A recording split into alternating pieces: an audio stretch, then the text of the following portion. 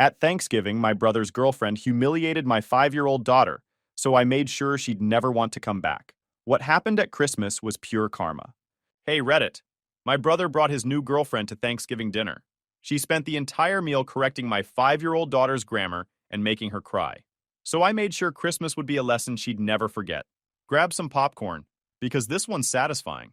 I'm Daniel, 34 male, and I work as a structural engineer for a mid-sized firm in Pennsylvania. Not the most exciting job, but it pays well and keeps me home most nights for my daughter Mia. She's 5 years old, gap-toothed, and the absolute center of my universe. Her mom left when Mia was 2, said motherhood wasn't what she expected, and moved to California to find herself. Haven't heard from her since except for the occasional birthday card with a generic message and no return address. The divorce was messy. Not fighting over assets messy, but emotionally devastating in that quiet way that nobody talks about. One day I had a partner, and we were figuring out parenthood together. And the next day I was standing in an empty apartment with a crying toddler and no idea how to do any of it alone. So it's been me and Mia against the world for the past 3 years. My parents help when they can, but they're both still working and busy with their own lives. Dad's a regional manager for a hardware chain. Mom works part-time at a library. I learned to braid hair through YouTube tutorials, watching the same video until I could do a decent French braid. Mastered the art of packing school lunches that actually get eaten. Can recite every episode of her favorite cartoons from memory. It's exhausting and lonely sometimes, but watching her laugh makes every struggle worth it. My job is stable and secure, which matters more than being exciting. I review structural plans for commercial buildings, make sure everything meets code, occasionally visit construction sites to verify the work matches the blueprints. Been with the same company for 9 years.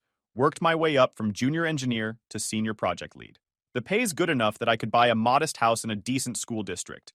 3 bedrooms, small yard, quiet street where kids ride bikes and neighbors actually know each other's names. My younger brother Jake, 29 male, is basically my opposite. Works in tech sales, makes decent money, but has the attention span of a goldfish when it comes to relationships. In the past 5 years, he's had maybe 8 serious girlfriends, each one lasting anywhere from 2 months to a year.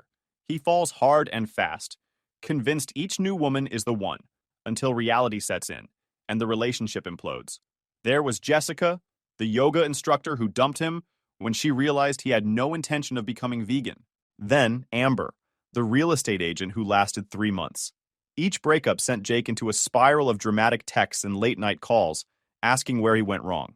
Our parents used to take his relationship seriously, but after the 4th or 5th dramatic breakup, they learned to just smile and nod. Mom stopped learning his girlfriends' names until they'd been around at least 6 months. Dad made jokes about keeping the guest room ready for whoever Jake's bringing this week. Growing up, Jake and I were close. Different, but close. I was the steady one. Good grades, played by the rules, went to state school on a partial scholarship. Jake was the charmer. Barely passed classes, talked his way out of trouble, somehow landed on his feet every time.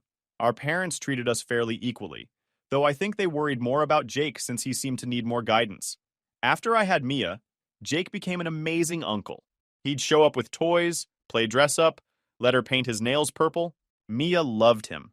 He'd take her to the park, push her on the swings for hours, buy her ice cream even though I'd specifically said no sugar before dinner. He was the fun uncle who let her stay up late watching movies and taught her ridiculous songs that got stuck in my head for days. She adored him, and honestly, seeing him with her made me believe he'd be a great dad someday, if he ever settled down. So when he called in early November, saying he was bringing someone special to Thanksgiving, I was genuinely happy for him. Maybe this time would be different. Maybe he'd finally found someone who saw past the surface charm to the decent guy underneath. The someone special was Melissa. They'd been dating for 4 months, his longest relationship in 2 years. Jake was absolutely smitten, talked about her constantly, called me at least once a week just to tell me about something funny she said or something sweet she did. She was a 3rd-grade teacher at a private school in Philadelphia called Brookmont Academy, had a master's degree in education from some prestigious university, came from what Jake described as a really cultured family. The way he said it made me uneasy, like he was trying to prove something, like he'd finally landed someone impressive enough to make up for all the previous relationship failures. But I figured I was reading too much into it. Maybe I was just protective because previous girlfriends had been lukewarm about Mia, treating her more like an obligation than part of the package. If this Melissa was as great as Jake claimed, maybe she'd be different. Maybe she'd be the kind of person who actually enjoyed being around kids. Maybe Jake had finally grown up enough to choose someone decent. I was wrong on all counts. Thanksgiving morning started early at my parents' house. Mom had been cooking since dawn. 20-pound turkey, homemade stuffing, green bean casserole, mashed potatoes, 3 different pies. The house smelled incredible, like butter and cinnamon and all the comfort foods that make the holiday worthwhile. She'd been planning the menu for weeks, testing recipes, making shopping lists, doing everything in her power to make sure this Thanksgiving was perfect. I arrived around noon with Mia, who was bouncing with excitement. She'd made a construction paper turkey at school and couldn't wait to show Grandma. The turkey had a handprint for feathers, googly eyes, and a beak made from orange construction paper. It was lopsided and covered in too much glue, absolutely perfect in the way that only kindergarten art projects can be. She was wearing her favorite dress, navy blue with white polka dots, and had insisted I put her hair in pigtails with matching ribbons.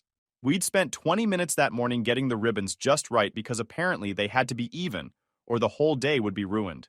Dad was in the living room watching football, Mom was frantically checking on dishes, and everything felt normal.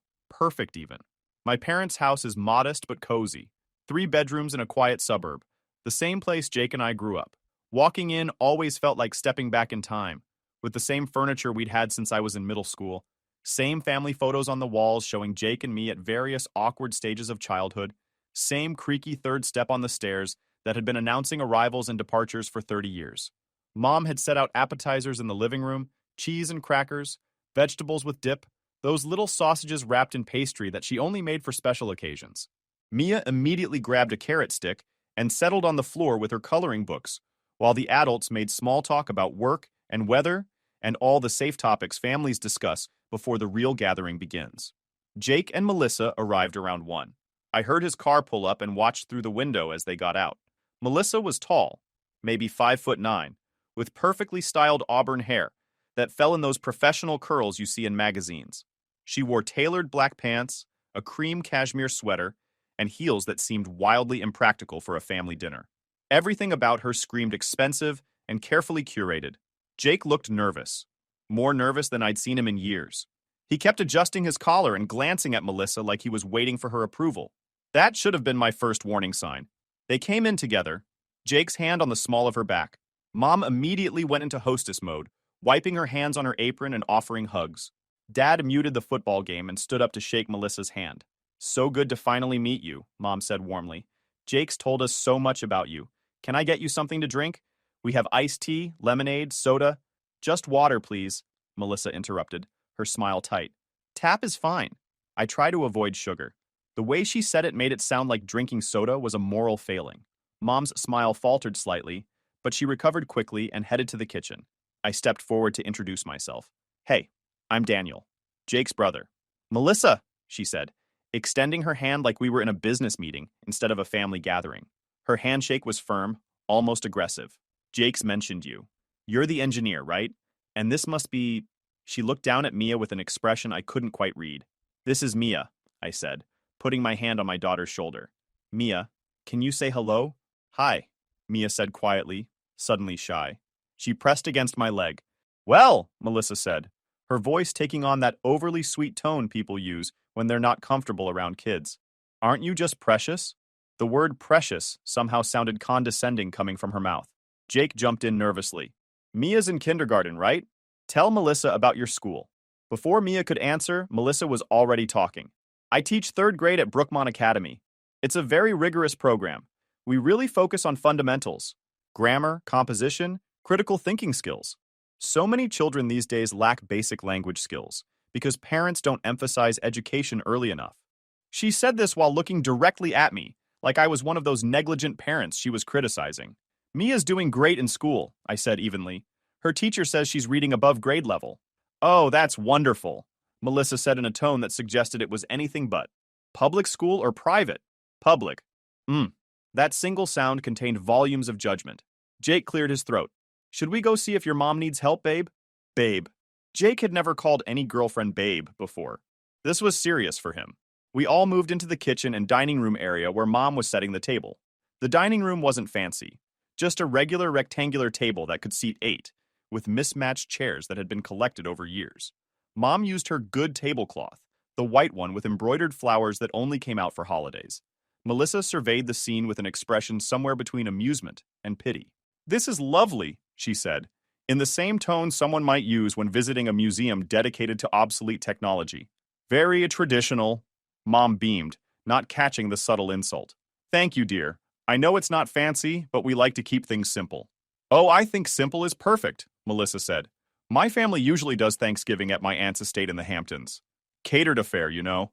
Lobster, crab legs, oysters. Very elaborate. But I told Jake I wanted to experience a more authentic holiday this year." The way she said authentic made it sound like we were a living history exhibit. Dad, bless him, had already clocked that something was off. He gave me a look that said, "Is this woman for real?" I gave him a slight shrug in return. We all sat down to eat around 2 o'clock. Mom had outdone herself. The turkey was golden brown and massive, surrounded by all the traditional sides. She'd even made Jake's favorite cranberry sauce from scratch, the kind with orange zest that takes hours to prepare properly. As we started passing dishes, Melissa's commentary began in earnest. "Oh, you went with traditional turkey," she observed, watching Mom carve. "That's sweet. Most people don't realize that turkey is actually quite dry if you don't brine it properly. At Brookmont, we did a whole unit on Thanksgiving traditions, and the students learned that the Pilgrims probably didn't even eat turkey. It was more likely venison or fish." Mom's knife paused mid-slice. "Well, I've been making turkey for 30 years, and nobody's complained yet." "Of course not," Melissa said quickly. "I'm sure it's delicious. I'm just saying what the historical record shows." Jake jumped in, trying to smooth things over. "Mom's turkey is the best. I've been looking forward to this all week." Melissa took a small portion of turkey when the platter reached her, examining it like it might be contaminated. She took one bite, chewed thoughtfully, then reached for her water glass. "It's a little dry," she announced to the table. "You probably didn't brine it, right? Brining really makes all the difference. My aunt's chef always brines for 48 hours with a special herb mixture. It's absolutely transformative." The room went silent except for the sound of forks on plates. Mom's face flushed slightly, but she just smiled tightly and said, "I'll have to try that next year." Dad was gripping his fork harder than necessary. I could see the muscle in his jaw working. My father is patient. Years of working in customer service taught him to keep his cool. But even he has limits. The parade of criticism continued through every dish. "The stuffing was a bit bland. Do you use fresh herbs? The mashed potatoes were lumpy. Have you considered using a ricer? The green bean casserole was heavy. My family does a lighter version with fresh green beans and almonds, no canned soup." When Mom brought out the rolls, store-bought because she'd run out of time to make them from scratch, Melissa actually laughed. "Oh, you bought these?" "My family always makes everything from scratch. It's really not that hard. And the taste difference is incredible." Mom set down the basket of rolls without comment and returned to the kitchen. Through the doorway, I saw her standing at the counter with her back to us, shoulders tight. That's when I started getting angry. These little comments might seem minor individually, but they were adding up to a clear message. Nothing we did was good enough for Melissa's standards. And Mom, who had spent 2 days preparing this meal, was being made to feel inadequate in her own home. But I held my tongue. Jake was my brother. And maybe Melissa was just nervous. Maybe she was trying too hard to impress us, and it was coming out wrong. I decided to give her the benefit of the doubt. Then she turned her attention to Mia. My daughter had been quiet through most of the meal, working her way through small portions of turkey and mashed potatoes. She was a picky eater. Most 5-year-olds are. But she was trying everything Mom had made. Mia looked up at Melissa with those big brown eyes and started talking, the way kids do when they warm up to someone. "We're doing a play at school," she said excitedly. "For Christmas. Me and my friend Emma are going to be trees." Melissa's expression shifted into what I recognized as her teacher mode. Overly patient, slightly condescending. "Your friend and I," she corrected. "Not me and my friend. You should always put the other person first in a sentence, and use the nominative case. Your friend and I are going to be trees." Mia's smile faded. She looked down at her plate, confused. I felt my chest tighten. "She's 5, I said calmly. "She's still learning." "Which is exactly why it's important to correct these things early," Melissa said, as if explaining something obvious. "Bad grammar habits form young. If parents don't reinforce proper usage at home, children struggle later. It's actually one of the biggest problems I see in my classroom. Students who've never been taught to speak correctly." The word parents landed like an accusation. Jake shifted uncomfortably in his seat. "She's doing fine," I said, keeping my voice level. Her teacher says she's one of the top students in her class. I'm sure she is, Melissa said with that same patronizing smile. For public school kindergarten, the standards are quite different at private institutions. Before I could respond, Mia started talking again, trying to regain Melissa's approval. We made the trees already, she said. I already done the leaves and everything. You did, Melissa corrected immediately. You already did the leaves. Not done. Done is a past participle and requires a helping verb. You would say, I have done, or simply, I did. Mia's bottom lip started to tremble. She looked at me with confusion and hurt in her eyes, not understanding why this woman kept interrupting her story to criticize how she talked. I put down my fork. Melissa, I said, my voice firm now. She's 5 years old. Could you maybe ease up on the grammar lessons? She's just trying to tell you about her school play. Melissa looked genuinely surprised, like I'd said something unreasonable. I'm a teacher, Daniel. This is what I do. I'm helping her develop proper language skills. You should be thanking me. She doesn't need a teacher right now, I said. She needs family who'll listen to her stories without making her feel stupid. Jake jumped in, defensive. She's not making anyone feel stupid. She's trying to help. That's literally her job. Helping kids learn. Mia's not her student, I countered. And this is Thanksgiving dinner, not a classroom. Melissa's eyes narrowed. I was simply trying to support your daughter's education. But if you prefer to let her develop poor language habits that will hold her back academically, that's your choice as a parent. The implication was crystal clear. I was a bad parent who didn't care about my daughter's education. Dad finally spoke up, his voice low and controlled. Melissa, I think what Daniel's trying to say is that maybe we can focus on enjoying the meal and save the teaching for another time. I was just trying to help, Melissa said, her tone shifting to wounded innocence. She looked at Jake for support. Jake immediately sided with her. Everyone's being really sensitive about this. She was just correcting some grammar. It's not a big deal. It is when you make a little kid cry, I said, pointing at Mia, whose eyes were now watering. Melissa looked at Mia, then back at me, her expression hardening. If your daughter is crying because someone corrected her grammar, perhaps the issue is that she's overly coddled. Children need to learn resilience and accept criticism. That was it. That was the line. Get out, I said quietly. Excuse me? Melissa's eyebrows shot up. You heard me. You've spent this entire meal insulting my mother's cooking, criticizing our family, and making my daughter feel terrible about herself. I'm done being polite. Leave. The room went dead silent. Mom had come back from the kitchen and stood frozen in the doorway. Dad was watching carefully, ready to back me up if needed. Jake stood up abruptly. Are you serious right now? You're kicking her out? I'm asking her to leave. Yes. She's been nothing but condescending since she walked in the door. Melissa stood up slowly, her face flushed with anger and humiliation. I cannot believe how rude this family is. I was simply trying to make conversation and offer educational support, and this is how I'm treated. You weren't making conversation, I said. You were showing off and putting everyone down to make yourself feel superior. There's a difference. She grabbed her designer purse from the back of her chair. I've never been so insulted in my life. Jake, are we leaving or are you staying with these people? Jake looked torn, glancing between Melissa and the rest of us. For a second, I thought he might stay. Then he grabbed his jacket. This is messed up, he said to me. She's my girlfriend. You can't just kick her out. I just did, I replied. Jake and Melissa left without another word. The door slammed hard enough to rattle the picture frames in the hallway. The silence that followed was deafening. Mom slowly sat down at the table, staring at her now cold dinner. Dad let out a long breath. I could hear the kitchen clock ticking, measuring out seconds that felt like hours. Well, he finally said, that was quite the Thanksgiving. Mia crawled into my lap, burying her face in my chest. Did I talk wrong, Daddy? She whispered, her voice so small it broke my heart. My heart broke. No, baby. You talked perfectly fine. That lady was just being mean. She's a teacher, though. Teachers know stuff. Teachers know a lot of things, I agreed, stroking her hair and feeling the anger rise up in my chest all over again. But they don't know everything. And even teachers can be wrong about how to treat people. Being smart doesn't mean being kind. And kind is way more important. Mom reached over and squeezed Mia's hand. Your daddy's right, sweetheart. You're absolutely perfect just the way you are. Don't you ever let anyone make you feel like you're not good enough? We tried to salvage the rest of the dinner, but the mood was ruined. Mom reheated everything, but the food tasted bland now, like all the joy had been sucked out of it. We ate mostly in silence, each of us lost in our own thoughts about what had just happened. Dad tried to make conversation about the football game, but even he seemed deflated. The whole afternoon had this heavy feeling, like we were mourning something. By 4 o'clock, I was loading Mia into the car to head home. She was quiet, subdued in a way that wasn't normal for her.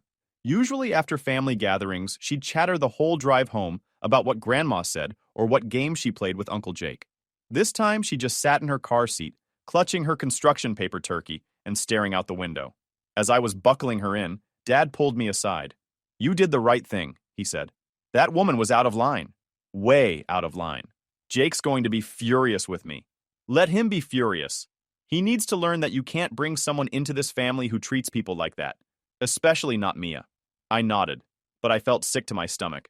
Jake and I rarely fought, and when we did, it never lasted long. But this felt different. This felt bigger. I drove home with Mia singing quietly in the back seat, trying to cheer herself up.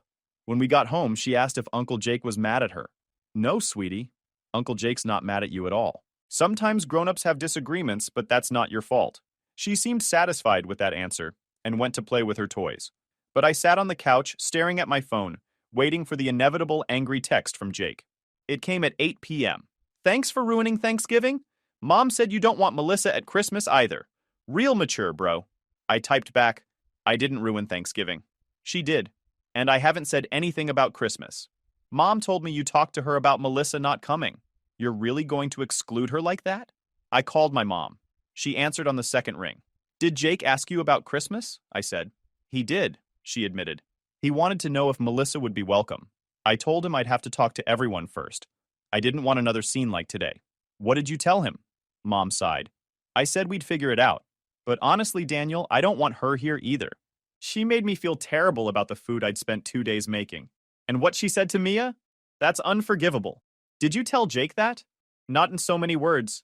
I didn't want to cause more problems." "Mom, you need to be honest with him. He's defending her because he thinks we're all overreacting." "I know. I'll talk to him." But talking didn't help. Over the next 3 weeks, Jake sent me a series of increasingly hostile messages. First, he tried guilt. "Family's supposed to support each other. You're choosing to be petty instead of giving her a chance. She's really hurt by all this. You embarrassed her." Then anger. "You humiliated her in front of everyone. She's never been treated like that before. Do you know how hard it is to find someone who takes education seriously? Someone who actually cares about making kids better?"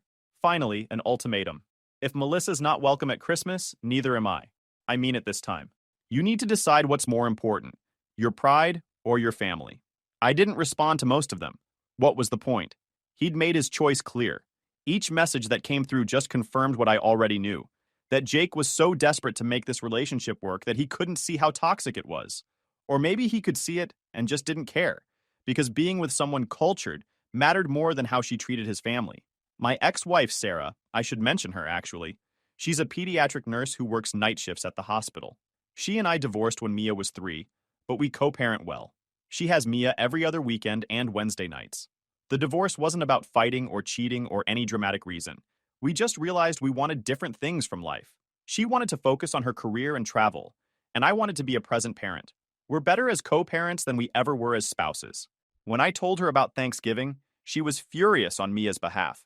"That woman corrected a 5-year-old's grammar at a family dinner?" she said, incredulous. "Who does that? What kind of person makes a kindergartner feel bad about how they talk?" "Apparently, Jake's girlfriend. You should keep her away from Mia. People like that are toxic. They don't change. They just find new victims. Trust me, I see it all the time with the kids in the hospital. Parents who are more concerned with their children being perfect than with their children being happy." I agreed, but I also knew that the Christmas situation was going to get messy. If Jake refused to come without Melissa, it would create a rift in the family that might not heal easily. My parents would be heartbroken. Mia would be confused about why Uncle Jake wasn't there. And part of me still hoped that maybe Jake would see reason, that he'd choose his family over this woman who'd shown us exactly who she was. Then, about a week before Christmas, my mom called with an idea. "What if we invite her?" Mom said. "Are you kidding? Hear me out. What if we invite her, but on our terms? We control the situation. Make it so uncomfortable for her that she'll never want to come back." "Mom, that sounds like a recipe for disaster." "Or it's a recipe for justice," she said. "That woman made me feel terrible about my cooking. She made Mia cry. She needs to understand that she can't treat people like that." I was skeptical, but I was also intrigued. What did you have in mind? Leave it to me, she said mysteriously. Just make sure you bring Mia. And maybe prepare some questions about grammar and teaching. Educational questions. Mom, what are you planning? You'll see. Trust me. I wasn't sure I did trust her. Mom's idea of subtle revenge was sometimes about as subtle as a brick through a window. But I agreed. Mostly because I was curious to see what she'd come up with. Christmas Day arrived cold and gray, with a light dusting of snow making everything look like a postcard. Mia was excited. She'd been talking about Santa for weeks and was thrilled to show off her new toys to Grandma and Grandpa. We arrived at my parents' house around noon. The place was decorated within an inch of its life, lights on every surface, garlands wrapped around the staircase, a massive tree in the corner of the living room.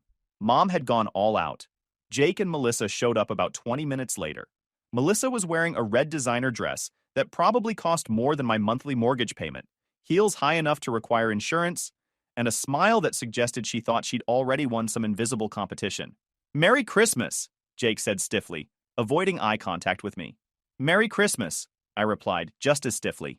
Melissa surveyed the decorations with that same condescending amusement. "How festive," she said. "Very maximalist." "We like Christmas," Mom said cheerfully, hanging up their coats. "Can I get you something to drink?" "Water's fine," Melissa said. "Do you have sparkling?" "Just tap, I'm afraid." "That's fine." The way she said it suggested it was anything but fine. We all settled in the living room. Mia immediately started showing Jake her new dollhouse, chattering excitedly about all the tiny furniture. Jake seemed genuinely interested, which reminded me why I loved my brother despite our current issues. Melissa, however, kept checking her phone and glancing around like she was looking for an exit. After about 15 minutes of small talk, Mom clapped her hands together. "All right, everyone. I have a special activity planned for today. Since Melissa's a teacher, I thought we could do something educational and fun." Melissa perked up immediately. "Oh, I love educational activities. What did you have in mind?" Mom pulled out a stack of colorful flashcards from a bag she'd hidden behind the couch. "I made a little game called Christmas Grammar Challenge. Since you're so passionate about proper language use, I thought you'd enjoy helping us all improve our skills." Melissa's eyes lit up like a kid on Christmas morning. "What a wonderful idea! I'd be happy to help." "Great," Mom said, her smile a touch too bright. "Here's how it works. I'll show everyone a card with a sentence on it. Some will be grammatically correct, some won't. Whoever identifies the error and explains how to fix it gets a point. But," she held up a finger, "you also have to demonstrate how you would teach this correction to a kindergartner. In other words, tone matters just as much as accuracy. We'll all vote on whether your teaching style was appropriate." I started to understand Mom's plan. This was brilliant. Melissa, oblivious to the trap, nodded eagerly. "That sounds perfect. Grammar education really is about both content and delivery." "Exactly," Mom said. "And since you're the professional, we'll hold you to the highest standard. You'll lose points if your tone is too harsh or condescending. After all, good teachers know how to correct without crushing spirits, right?" "Of course," Melissa agreed, still not catching on. We all sat down around the coffee table. Mom shuffled the cards and pulled out the first one. "Okay, here's the first sentence. Me and Santa went to the North Pole." Melissa's hand shot up like she was in 4th grade. "Oh, that's easy. It should be Santa and I. You always put the other person first, and me is objective case while I is nominative. You wouldn't say me went. You'd say I went. So it's Santa and I went." "Grammatically correct," Mom said. "But let's vote on delivery. How would everyone rate her tone if she were teaching this to a 5-year-old? Dad pretended to consider this seriously. "Bit harsh.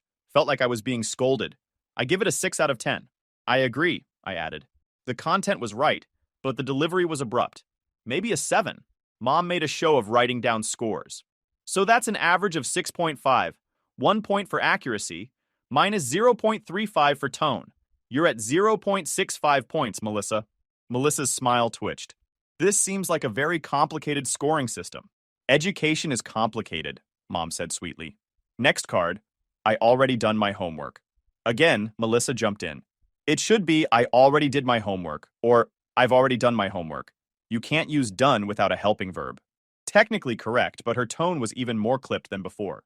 This time, Dad gave her a 5. I gave her a 6. Mom gave her a 4. "That's an average of 5, Mom calculated. 1 point for accuracy, minus half a point for condescending tone. You're now at 1.15 points total."